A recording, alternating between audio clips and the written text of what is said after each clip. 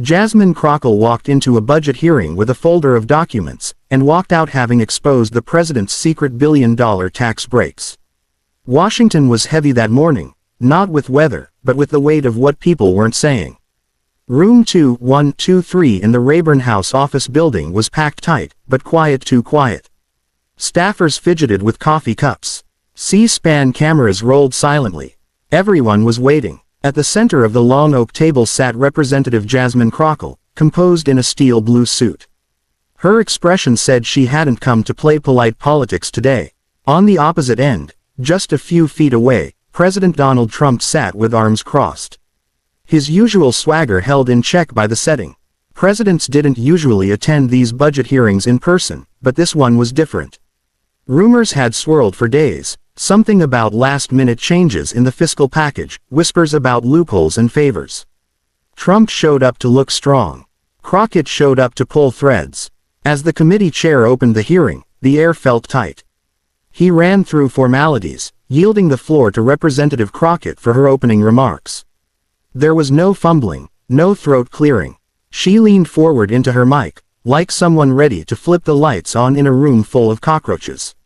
"I'm not here to waste anyone's time," she said, "but I have a duty to lay bare a pattern, one that affects every taxpayer in this country, especially the ones who don't own skyscrapers in Manhattan or golf resorts in Florida." A few heads lifted, murmurs began. Trump's expression didn't move, but his fingers started tapping against the desk. Crockett continued, "Last night, I received documents from the Congressional Budget Office that were not previously disclosed to this committee. These include internal memos, flagged communication, and a budget appendix, one that had been quietly edited just weeks before submission. That got attention. A few senators straightened in their chairs. Hidden in the back end of that budget, she said, holding up a thick binder, are specific provisions granting deep tax exemptions to luxury real estate developers, several of whom operate under shell LLCs that trace back directly or indirectly to Trump Organization affiliates. The room froze for a full second. No one moved. Then Trump leaned forward, pulling his mic closer. "This is a disgrace," he barked. "These are lies, fabricated Democrat lies, and garbage." Crockett didn't blink. "I'm not finished," she said, simply. The chair reminded everyone to respect decorum, but it was already too late. The energy had shifted. Cameras zoomed in. The journalist in the back row leaned forward. Crockett flipped to a marked page. Her voice never cracked. "We are looking at a projected deficit increase of $312 billion, tied to these tax exemptions alone. I'm not speculating, I'm citing confirmed models. These aren't numbers I created. They come from bipartisan economists, some of whom were appointed during your administration." Trump started to speak again, but the chair cut in, giving Crockett back the floor. There was a pause. Crockett let the silence settle before driving in deeper. "Now, Mr. President, since you've chosen to attend today, I have one question." She lifted her eyes from the pages and locked them on him. "Who is this budget meant to serve? The family struggling with rent in Tucson, Arizona, or your own empire?" A gasp moved through the room. Trump's face reddened, but Crockett didn't press further. She closed her binder and leaned back, letting the silence speak. Outside the building, the media was already scrambling. Inside, the story was only beginning. But no one, not even Crockett, could have predicted what would happen once the camera stopped rolling. The room didn't breathe for a full 10 seconds after Jasmine Crockett's question landed. A congressional hearing isn't usually built for drama, but this one suddenly felt like a courtroom, a press conference, and a bombshell news drop wrapped into one. President Trump didn't answer right away. He leaned back in his chair, glanced at one of his aides, then looked down, like he was brushing something off his sleeve. But it wasn't indifference, it was control. He wasn't going to bite, not yet. The committee chair clearly rattled, cleared his throat, and tried to restore order. "We'll move forward with statements from other members of the committee," but Crockett raised her hand again. "Mr. Chairman, with all due respect, I believe the numbers of presented require immediate clarity. Before we move on, I'd like to request that the President respond directly to the question." There it was, an open challenge. Trump took the bait. He leaned in slowly, like someone about to give a TED Talk, with clenched teeth. "Let me tell you something," Congresswoman, he began, this budget is the strongest, most effective plan we've ever put together. People are winning, businesses are winning, jobs are up, taxes are down, and America's finally running like a business again. Crockett nodded slightly, not in agreement but in anticipation. She was letting him talk, and that unnerved him. He kept going. I don't know where you're getting your numbers, probably from some left-wing newsletter, but the real people out there, they know I've made them richer, safer, better. What you're doing is playing a tired political game. That got him applause from a few loyalists seated behind him, but something had shifted. Crockett's response wasn't fiery, it was surgical. With respect, Mr. President, she said, I don't need to rely on any newsletter when the source of these numbers is the agency your own party fought to protect just 3 years ago, the CBO.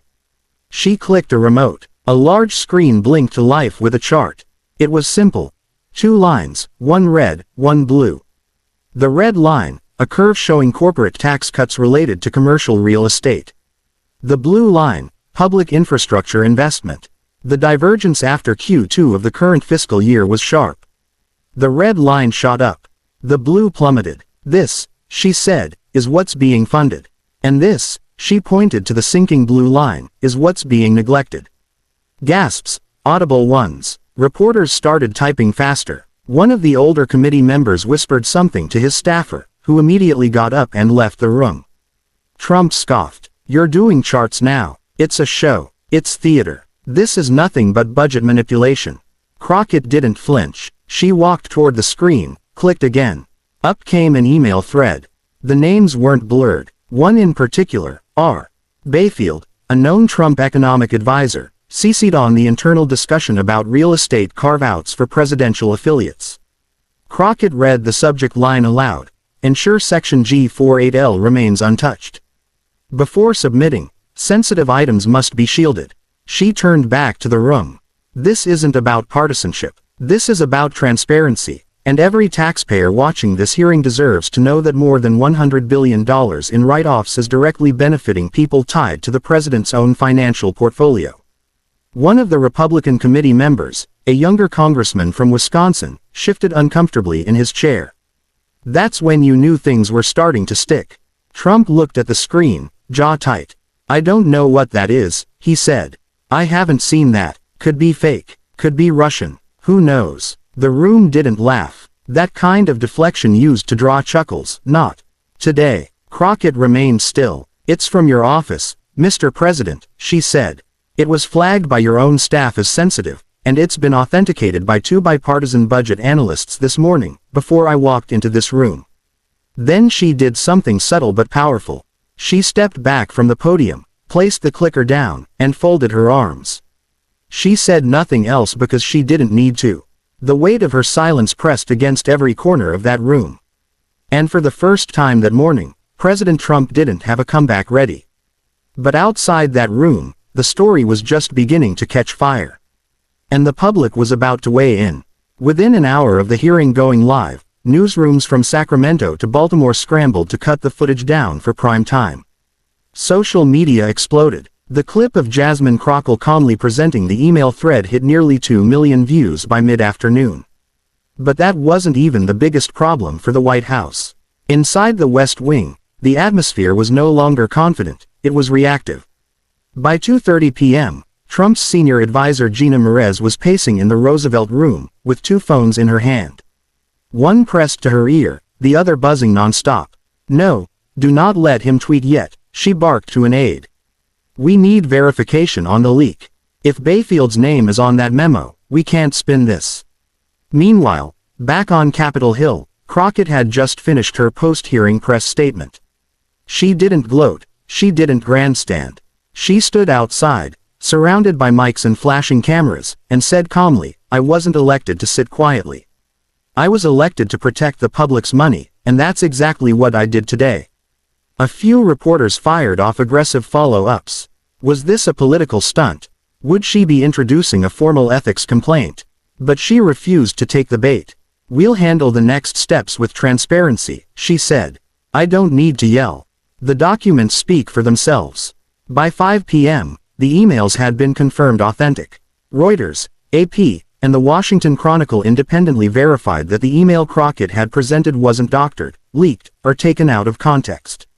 It had come directly from an internal briefing file shared with subcommittee staff, one that had quietly disappeared from the public version of the same budget appendix 2 days earlier.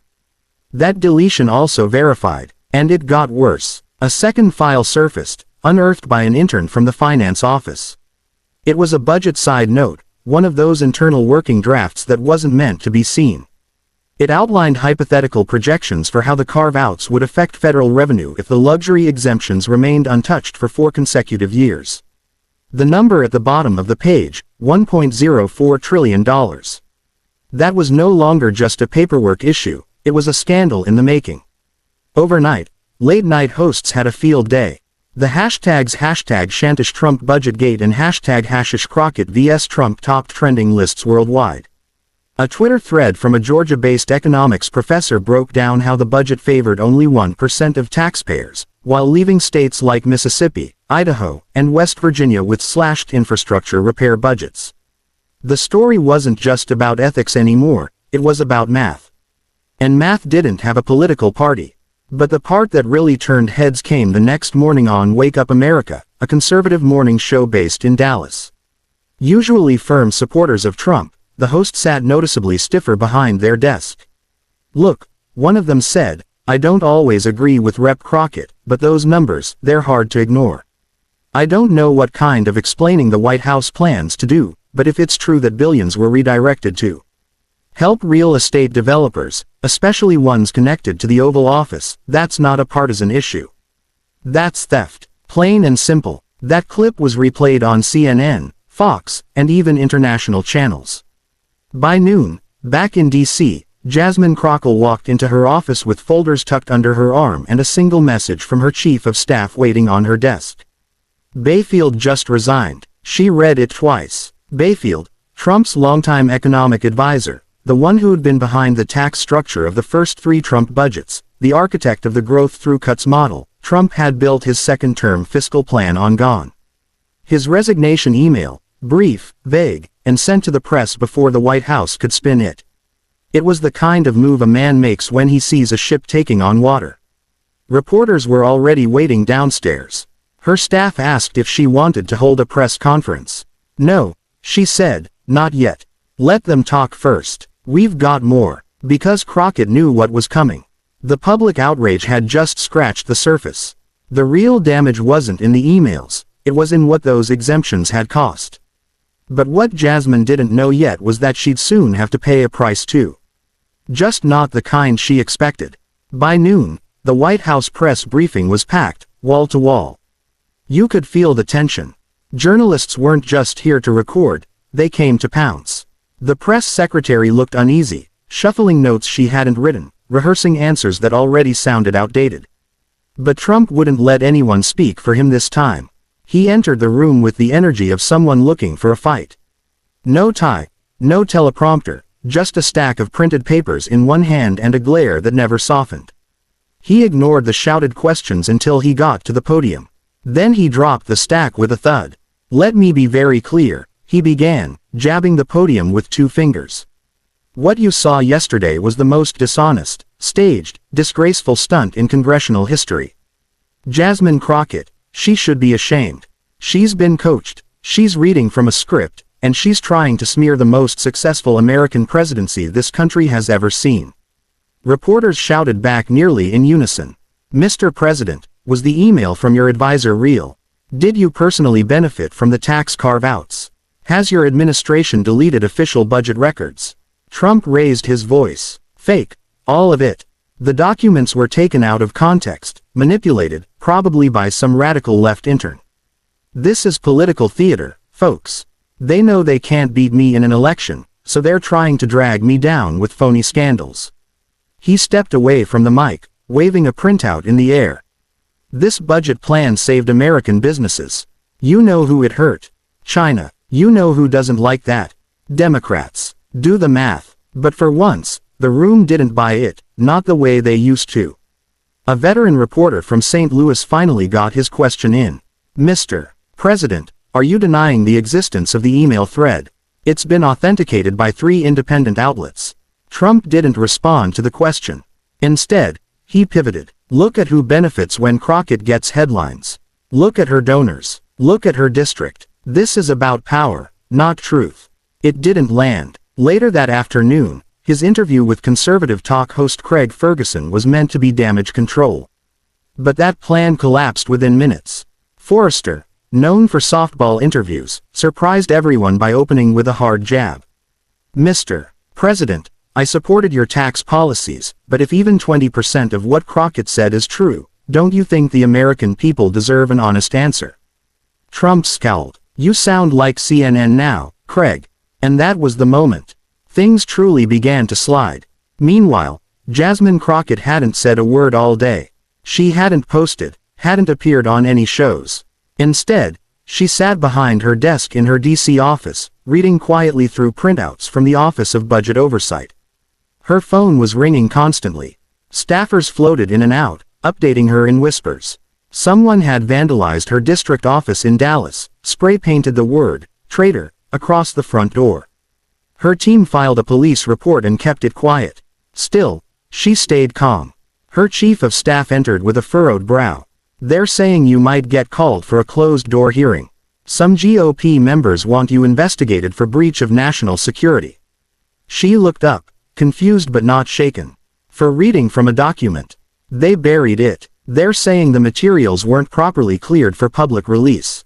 They're trying to flip it on you. Jasmine exhaled slowly. Let them, she said, because she knew what they didn't. She wasn't just holding receipts. She was holding the original drafts, the ones that showed who edited what and when. Those hadn't made it to the hearing yet, but they would. That night in Ohio, Trump held an emergency rally.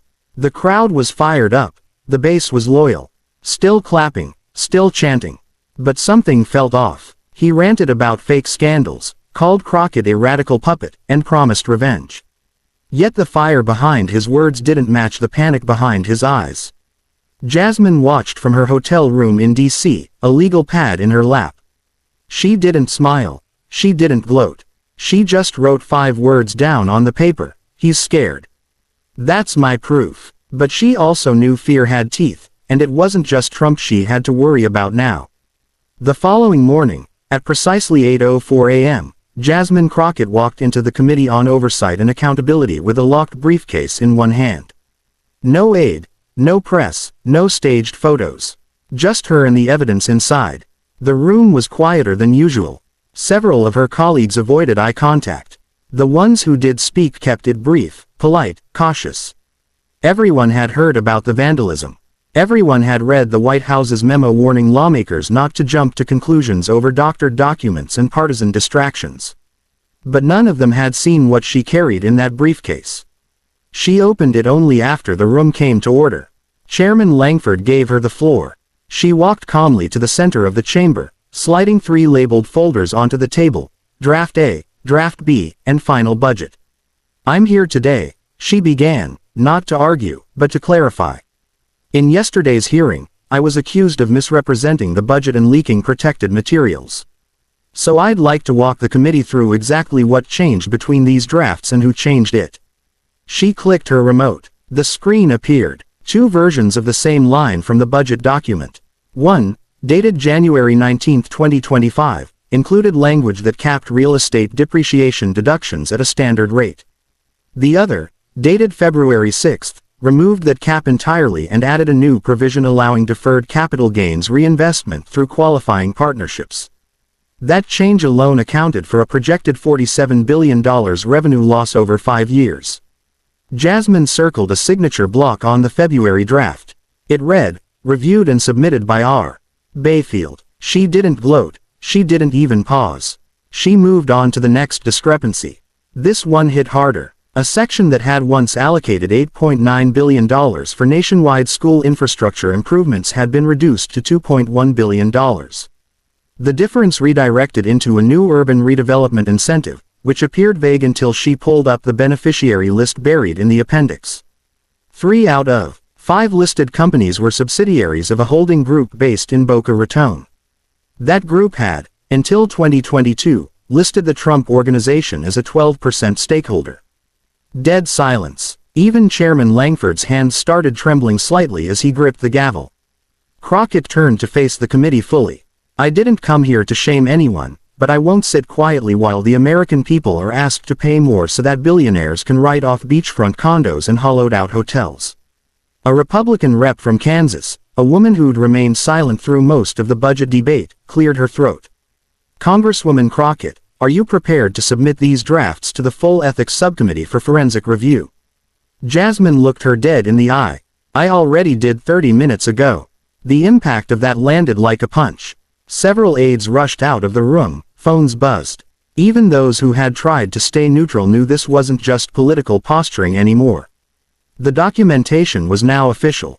Jasmine gathered her folder slowly, letting the weight of the silence settle. And just before she stepped away from the podium, she delivered the sentence that would be replayed across every news outlet for the next 48 hours. "This isn't about left or right. It's about wrong." The hearing was over in 11 more minutes. But the real story had already escaped the room.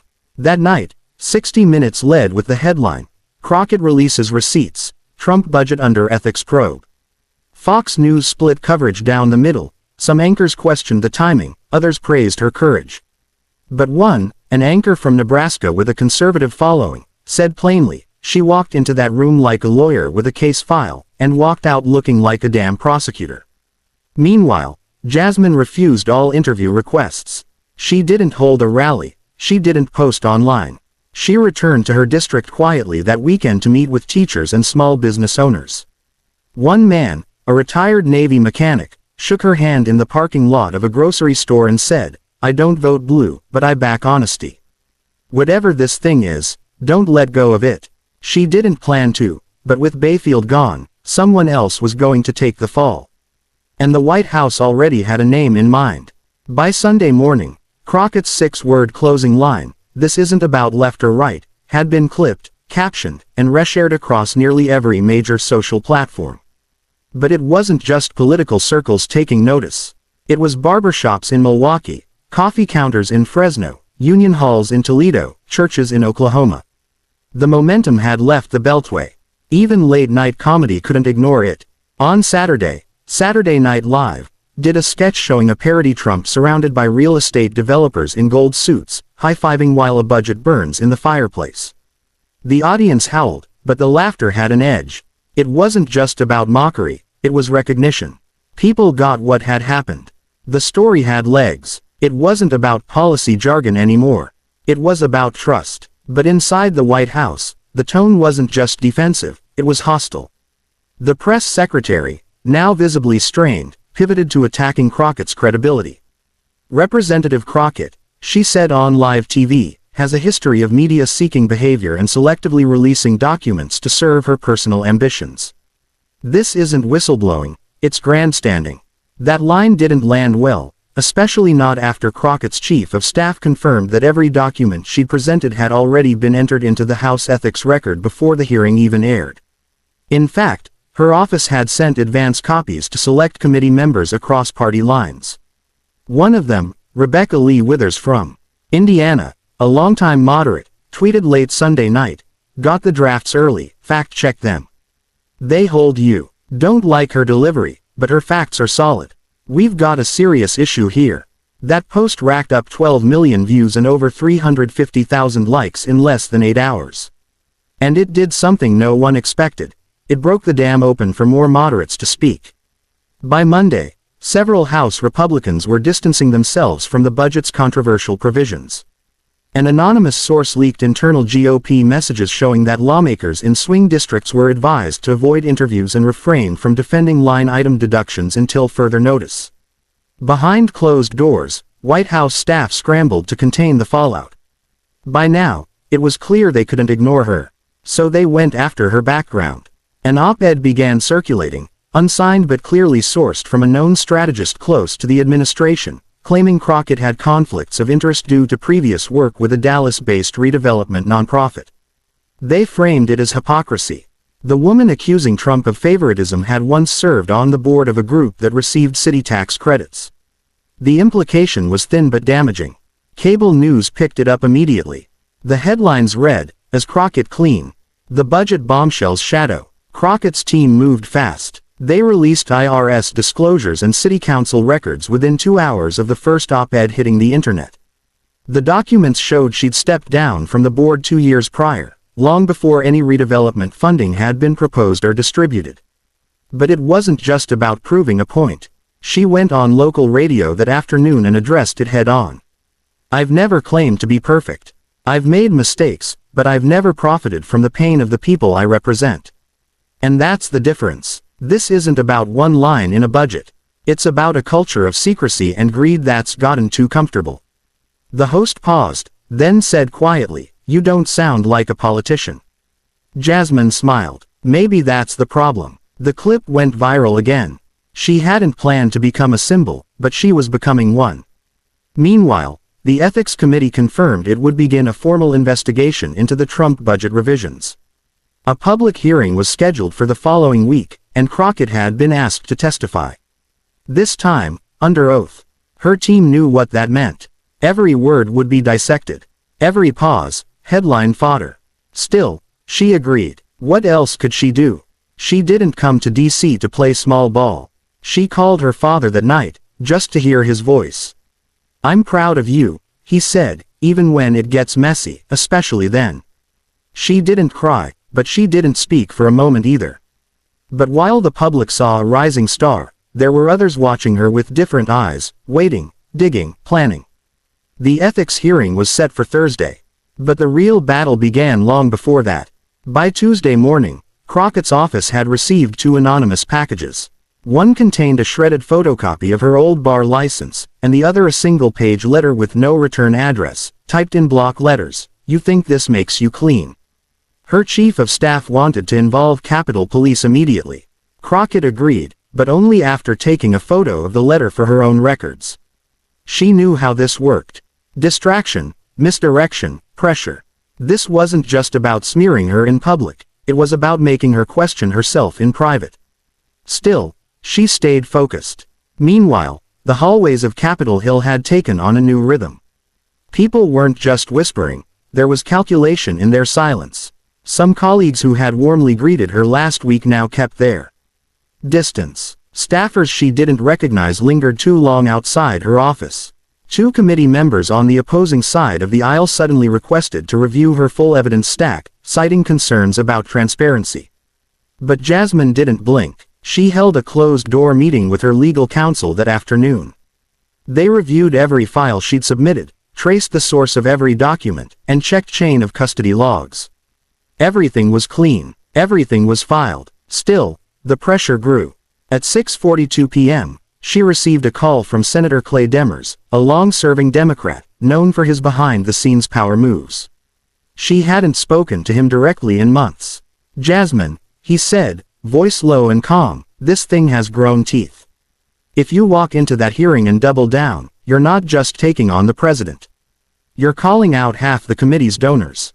I need to know what your endgame is here." She paused, then answered, steady and slow. "My endgame is the truth. Isn't that supposed to be the point?" There was a short silence. "Be careful," he said, finally.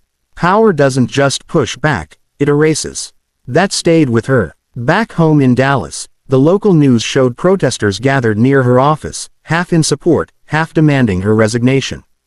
The split wasn't just political, it was cultural. To some, she was a truth teller. To others, a threat to the old unspoken rules. That night, in her apartment above a bakery in D.C., she sat alone at the kitchen table, with the TV on low. She watched a replay of her own testimony, muted. Then she stared at a sticky note on her fridge. It said, "Be the woman you needed when you were 12. Her mother had written that when Jasmine first ran for local office. It reminded her that fear didn't mean you stop, it just meant you pay attention. At 10:18 p.m., she got a text from a Republican aide she had met during her freshman orientation, someone she barely knew. It read, "Off record, 2 committee members meeting with White House counsel tomorrow. They're planning to hit you with a procedural violation, say you leaked classified attachments." She stared at the message. She could feel what was coming. The playbook was obvious. If they couldn't disprove the evidence, they tried to discredit how it was obtained. It didn't matter that the files had been verified or submitted by the rules. They just needed doubt. The next morning, her legal team sent a formal preemptive statement to the Ethics Subcommittee. It clarified the classification status of all the files, along with timestamps, clearance tags, and confirmation receipts from staff clerks. It was airtight, but politics didn't run on airtight, it ran on perception. At noon, she got word that the White House had reached out to her alma mater, digging through her law school records, looking for anything, a missed exam, a paper cited incorrectly, something to plant a headline. She laughed. "They're looking in the wrong place," she said to her assistant. "The only scandal from that era is how many ramen packets I survived on." Still, the weight was there. The hearing was less than 48 hours away. And no matter how solid her files were, no matter how many analysts backed her, she knew the room she'd be walking into wasn't built to protect truth-tellers. It was built to preserve power. But power's grip weakens when enough people start asking the right questions. And Jasmine had made sure the questions couldn't be ignored. The night before the hearing, Jasmine Crockett flew home for 6 hours. Just 6. It wasn't in the schedule, and it wasn't strategic. She just needed to see her father. She arrived in Oak Cliff, Texas, at 10:17 p.m., and knocked quietly on the screen door. Her dad, Harold Crocker, was already waiting. He didn't ask questions, just opened the door and gave her that kind of hug that made you feel like the world could burn down, and someone would still put their arms around you. They sat in the living room. The lights dimmed. The old ceiling fan clinked like it always had.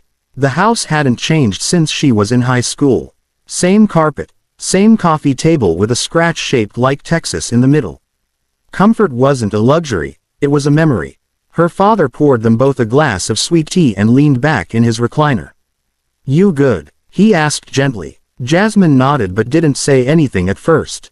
She looked down at her hands, then out the window, where the street lamp flickered against the neighbor's truck. "I don't think they want the truth, Daddy," she finally said. "I think they want to break me." Harold took a long sip of his tea before answering. "Of course they do," he said. "You're dangerous to them now. You did what they always thought you wouldn't. You stayed calm, you stayed smart, and you didn't back down." He leaned forward, elbows on his knees. "You don't fight fire with fire, baby. You fight it with water. But you better expect the smoke. It'll burn your eyes before it clears." That's when she felt the tears push up behind her eyes. And for a moment, she didn't fight them. She let one slip, just one. They talked for another hour. Not about politics, but about old teachers, her mom's sweet potato pie, the way her little brother used to pretend he was a lawyer in the hallway, arguing with the coat rack. It grounded her. It reminded her why she did this in the first place. The next morning, she was back in D.C. But things had escalated. Her office had received a direct threat through an encrypted email. The anonymous but detailed email referenced personal information that hadn't been made public. Her middle school, her church, her first job out of law school. Capitol Police increased her security detail. Her staff quietly pulled her schedule from the public website. The team knew this wasn't political anymore. It was personal. The kind of personal people used to silence someone. But Jasmine refused to go quiet. At noon, she met privately with 3 freshman members of Congress, 1 independent, 1 Republican, 1 Democrat. They sat in a nondescript cafe, 3 blocks from the Capitol. "Phones off. No aides," she said, looking each of them in the eye. "I'm not asking you to agree with me. I'm asking you to read the same files I read, look at the same numbers, and ask yourself if you'd be okay explaining this to your voters." The Republican Shane Kinley from Montana nodded. "I did, and no, I wouldn't be." That was something she didn't expect, open endorsements. But even silence from the right people was power. It meant fewer attacks. It meant space to move. That night, she stood alone in the hallway outside her apartment, key in hand, breathing deep. She knew once she walked inside, it was game time. There'd be no more breaks, no more safe moments. Her phone buzzed with a text from her communications director, "Press outside." 4 networks holding their questions till after hearing. She didn't reply. Instead, she opened the door, walked in, and sat down at her kitchen table. She didn't rehearse a speech. She didn't go over her notes again. She just stared at her laptop screensaver, a photo of her and her niece on the front steps, eating popsicles. No makeup, no cameras, just real life. That's what she was protecting. That's what they'd forgotten. She wasn't here for showmanship or legacy. She wasn't chasing headlines. She was defending something simple: the right for people who don't have billion-dollar tax shelters to know what's being done in their name. But when she walked into that hearing room the next morning, she didn't expect who would try to stop her from speaking, and what it would cost her. The morning of the ethics hearing, Capitol Hill buzzed. But not in the usual way. This wasn't just about Jasmine Crockett anymore. It was about how many people had started paying attention. Voters, veterans, single moms, truck drivers, people who've never watched a budget hearing in their life. Now, had live stream alerts turned on. The room was filled before sunrise. The press rose, overflowed. YouTubers live streamed from folding chairs in the back. Outside, a crowd gathered behind metal barriers, some holding signs that read, "Truth Matters," others yelling into megaphones about deep state conspiracies. But inside, it was still cold, controlled. At 9 a.m. sharp, Chairman Ridley called the hearing to order. Jasmine Crockett sat at the witness table, folders closed, hands folded. She wasn't jittery. She wasn't performing. She looked like someone waiting to tell the truth. And she knew most of the people in that room were hoping she'd slip up. "Before we begin," he said, "it's important to note that certain materials previously presented in public hearings are now under procedural review.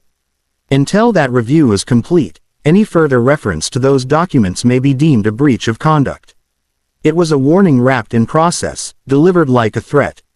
Jasmine understood. "I understand," she said calmly. "But the truth doesn't care about your process." Gasps, a few chuckles, even a cough from the back of the room. It sounded like surprise. The hearing continued. Questions came at her hard. Where did you obtain the budget drafts? Were you aware of their clearance status? Why didn't you raise concerns through internal channels first? She answered each one plainly, with dates, emails, and records she had printed herself. Nothing flashy, just precise. Then came the turn. Representative Glendon Wright, an older, staunch Trump ally from Missouri, leaned into his microphone and said, "Congresswoman, you seem very confident, but is it possible, just possible, that your staff mishandled sensitive files in their eagerness to make a point?" It was a setup, one she saw coming. Jasmine nodded slowly. "Sure, anything's possible, but not everything is true." She pulled out a thin folder and slid it toward the committee clerk. "This is a full copy of our internal chain of custody documentation. Every file was logged, time-stamped, and signed by official congressional staff. I'll remind this committee that I'm not just a congresswoman, I'm an attorney. And unlike some people, I read the fine print." Wright opened his mouth, then shut it again. The chair turned red. Someone coughed. Reporters scribbled faster. Then, from the left side of the dais, something unexpected happened. Representative Lynn Novak, a Republican from rural Iowa, spoke. "I've reviewed those documents. My staff called 3 former CBO analysts to cross-reference the claims. The math holds. Whether we like the optics or not, the content checks out." A hush fell over the room. Novak wasn't a moderate or a media darling. He was known for siding with the party on nearly every vote. Now, he was saying plainly that she was right. Jasmine didn't celebrate. She didn't even smile. She just gave a short nod of thanks. That was the moment the dam cracked. By afternoon, news outlets had pivoted. Headlines shifted from "Budget controversy deepens" to "Crockett's facts hold under fire." Radio hosts, who dismissed her as a grandstander, now softened their tone. One even said, "Maybe we owe her a second look." Public sentiment turned fast. Phone lines in congressional offices rang off the hook. Voters wanted answers, not angry sound bites, not excuses. They wanted someone to explain why the budget had been quietly rewritten to help billionaires and gut public programs. At a town hall in Spokane that night, a Republican congressman was booed for defending the exemptions. It wasn't a liberal crowd. It wasn't a staged protest. It was voters, regular ones, and they weren't buying the old script anymore. Back in D.C., Jasmine Crockett left the hearing through the side exit. No cameras, no reporters. She walked quietly to her car, climbed in, and sat there for a long moment before turning the key. Her phone buzzed with a message from a number she didn't recognize. "They're going to try one more time. Be ready." But this time, she wasn't the only one standing. America was paying attention, and that changed everything. The final blow didn't come from the committee, a press leak, or even the White House. It came from within. 2 days after the hearing, a staffer from the House Budget Office, Landon Shaw, mid-30s, unknown to the public but respected on the Hill, resigned quietly. No press conference, no comment, just a simple letter submitted at 4:12 p.m. on a Friday. But inside that letter was a statement attached, under seal. A sworn affidavit. It confirmed everything Jasmine had said. Not only were the budget documents legitimate, but Shaw detailed how multiple edits had been made under pressure from Bayfield and another advisor whose name hadn't been made public until now. That name, Garrett Nolan, a longtime fixer connected to various financial shell operations, including some with direct ties to a Florida-based redevelopment fund that had profited from the carve-outs. By Sunday, the press had the document. And by Monday, Crockett was no longer a controversial figure on TV. She was the lawmaker who broke open the largest ethics investigation into a presidential budget in modern history. But it hadn't come without a cost.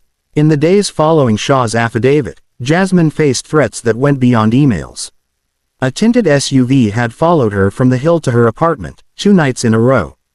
Her office had been briefly evacuated due to a suspicious envelope. Thankfully, a false alarm. Her staff rotated shifts for safety. Her family begged her to take time off. "I can't back off now," she told her father on the phone. Not when we're this close to something real. Because what she'd uncovered wasn't just corruption, it was a blueprint. A system that quietly funneled public funds into private wealth, under the guise of policy jargon and economic theory. Most Americans never noticed, because it wasn't written in headlines. It was hidden in footnotes. But Jasmine had made people notice. At a town hall in Phoenix, a mother of 3 stood up with tears in her eyes. "My son's school hasn't had working AC in 5 years, she said. And they cut the repair funding so someone could build condos in Palm Beach." The room was silent. That's when Jasmine realized something. This wasn't about a headline or even a victory in a hearing. It was about letting people see what had always been there, and giving them language to name it. She started receiving letters from people she'd never met. Postal workers, veterans, single dads, college students drowning in loan debt. Most didn't write with politics in mind. They wrote about broken trust. About how they didn't believe anyone in DC cared about them. Until now. One message read, "You made me feel like somebody in that room was actually fighting for us. Thank you." Another said, "I never thought I'd understand a federal budget hearing, but you made it clear. And now, I'm angry." That's when she knew she'd done something more powerful than exposed fraud. She'd started a conversation. And now, people weren't just watching, they were asking. At her next press conference, Jasmine stood before the microphones and said something different than usual. "I don't want you to just trust me," she said. "I want you to check me. Check all of us. Hold us accountable. Make us explain where every dollar goes because we don't own that money. You do." The room was quiet, not from shock, but from respect. A journalist from Sacramento asked if she had any regrets. She paused, then answered, "I regret how long we let this happen without pushing back. But now that we're awake, I won't let us go back to sleep." By the end of the week, 5 more lawmakers had joined the push to audit all major tax carve-outs from the last 2 administrations. Bipartisan. Some called it the Crockett Clause. She didn't care what they called it. She just wanted it enforced. The following month, when she returned to Oak Cliff for her niece's birthday, she stood at the grill with her father, flipping burgers in the Texas sun. No security, no noise. Her niece ran up and tugged on her sleeve. "Auntie Jazz, are you famous now?" Jasmine knelt down, smiling. "Nah, I just told the truth, really loud." Then she whispered, and I made sure they listened. The truth costs something, but silence costs more. If this story moved you or made you think, subscribe and share it with someone who still believes accountability matters. Because stories like this only live if we keep telling them.